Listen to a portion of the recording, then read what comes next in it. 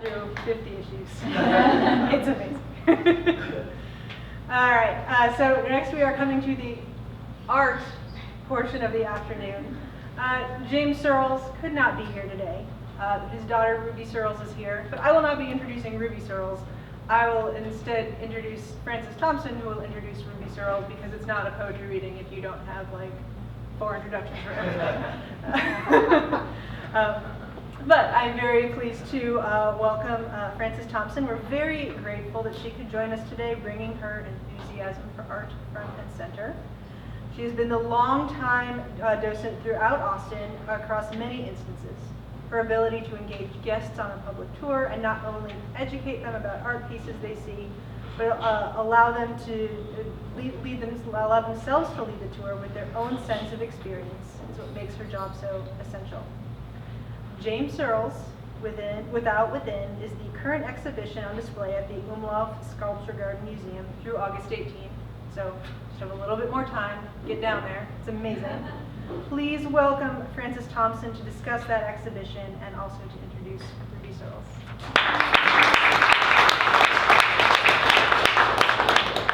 Thank you so much. On behalf of the Umlauf staff, Sarah Story, our newish executive director, and our longtime curator, Katie Robinson Edwards, who many of you may know, thank you for including me. I was the next in line to come and talk, and I am thrilled to share my enthusiasm. I really do love what I do as a docent, and I coordinate the docents at the Umlauf and also continue to docent at the Blanton. So if you see me out and about, I will engage with you, especially at an art museum. In 1991, the Umlauf Sculpture Garden and Museum opened, a unique City of Austin community philanthropic partnership, resulting in an outdoor arts sanctuary. I hope many of you know of this place.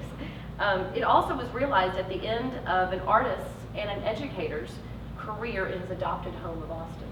Charles Umlauf gave his entire estate, his bulk of his works, drawings, etc., to the City of Austin, which then resulted in philanthropists finding the land on which we now have the Umlauf. About the same time, native Texan James Surls was materializing sculptures in the piney woods north of Houston, as well as mentoring other artists in a busy mid-career bloom that resulted in the founding of the artistic and familial sanctuary called Splendora. I've had the pleasure of being there last fall. It was a transformative place. Like Charles Umlauf, Surls is known primarily for his sculptures. Umlauf's predominantly are bronze, but also stone, other metal, and wood. Surls's are wood, steel, and bronze, and of substantial large scale, as some of Umlauf's have been. Umlauf also created drawings, taught both life drawing and sculpture at UT, and Surls throughout his career has intimately created companion and standalone drawings and prints, many of which were recently at Vail Creek Allen Canopy, if any of y'all saw that exhibition. And then we of course have some brand new ones here that Ruby will share with you, and of course the newest one on the cover of Borderlands. But it's obvious, as you may know, that these men are of different artistic generations and perspectives, with vastly individual subject focus and themes. One might wonder how to view their works within the shared spaces of the Umlauf, with Surls's Within Without exhibition currently on view in both the dedicated gallery inside and scattered throughout the garden, again through August 18th. Though as an arts educator, I've noticed how these two artist sculptures can interact with each other, and maybe it's because of their equally specific and strong environmental forces which shaped their makers during their creation. Or maybe it's because of the setting which permanently shares Umlauf's and temporarily tries to contain Surls's. Surls's are fantastic. They really breathe a lot of new life into our garden.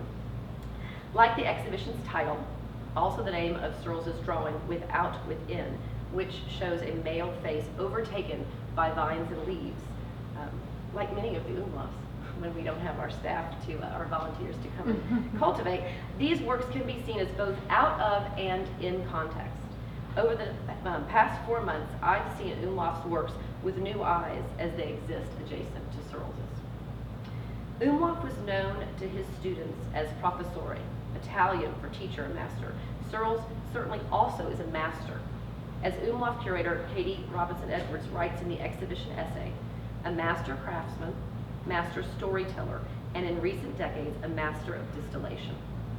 Without Within clearly presents this evolution.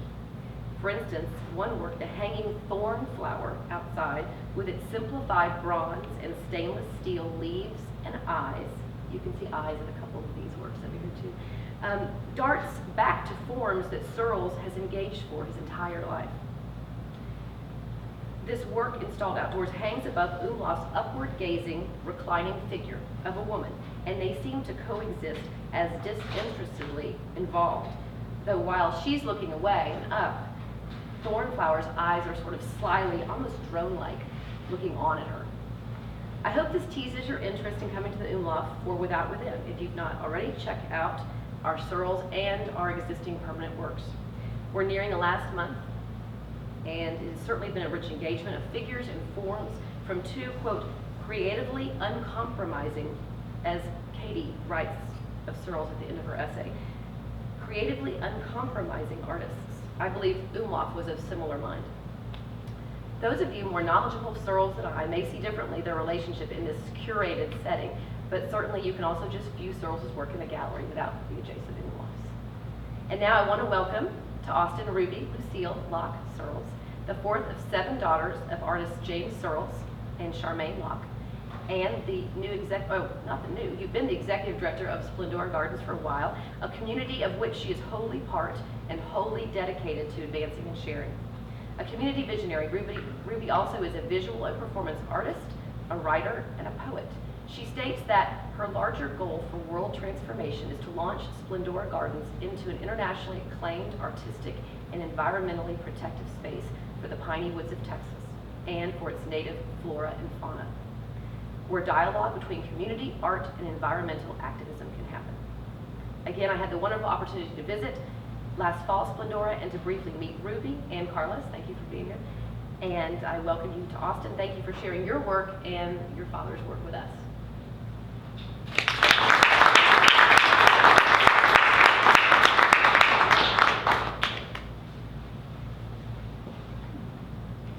Thank you all for bearing with me while I do this a little nervously. It's been a while since I've presented. Although I did used to perform burlesque, so I was much more vulnerable in that position. You'll find up here. You'll never notice. I wrote a few notes. I thought I was going to be talking for the entire 2 hours. I don't know what came over me, and I was like, oh my gosh, I'm never going to find anything to say. Thank goodness it's only a little bit of time.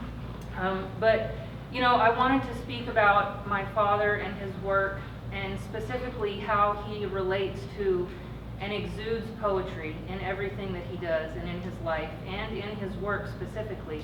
Many of his works are titled with short poems, and he has paired with poets before multiple times to create work inspired by their words. The most notable one that I remember is Robert Creeley. He did a series of 6 or 7 stone lithograph prints that then featured some of his, you know, very short. I don't know how many of you know Robert Creeley, but his work is like a bullet to the face, pretty much. Very impactful, and you never forget it, although I don't have it memorized. But when I first, you know, got this email from my dad, he's like, hey, I can't make it, can you do this for me? And I was like, well, sure, Dad. Let me look up the book, and let me look up the bookstore, and what am I going to talk about? And he's like, just wing it. And I said, sure, Dad, I'll do that. But I did take some notes. It's very accurate as to what kind of a personality he is and how he expresses himself in his personal and business relationships. If you've ever met him, he will treat you like the greatest friend he's ever known, and he will talk with you about anything from, you know, what you're doing that day to what will the world be like in 20 years. And he does it through poetry, and you know, it doesn't always sound like it, but he is raw and, as has been said before, uncompromising in many ways. And he wants you to be raw with him and to share your honest and truthful experiences and not sugarcoat it And now he likes to play with words and his images, as you can see there, and symbols. As Katie was saying, I'm sorry, as was said, so many of his symbols he uses over and over. And so he uses eyes. You'll see cross figures that are usually a little bit curved, so they're not super religious in tone, but they're implied. And he does that with just everything, you know. He appreciates the immediacy of just speaking plain truth, and yet he likes to, you know, take you on a walk with his words and his stories, and he definitely likes to tell stories. I think that's many of what his images and sculptures are, is stories that he's telling through symbols. And I grew up with it, and so I think I took for granted a lot of times the depth of the story being told in each of those. And it's almost impossible, I mean, even me, and I grew up with them, but he has so many, you know, I couldn't name them all or anything like that, but they all harken back to a point in his life that was really impactful to him. Many of them talk about my mother. He calls her his muse, and I think he means that in every sense of the word. And that's the kind of connection that he brings to his work and his relationships. And he and I have collaborated on works before. I did a series of poems that were based on images that he did probably in 2005. I was in college, and we were actually going to get it published, and then life happens, you know, and it's probably sitting on a USB drive in his office somewhere. But we talk poetry to each other, and we play with words like that with each other. And thinking about poetry, I can't help but think about my father.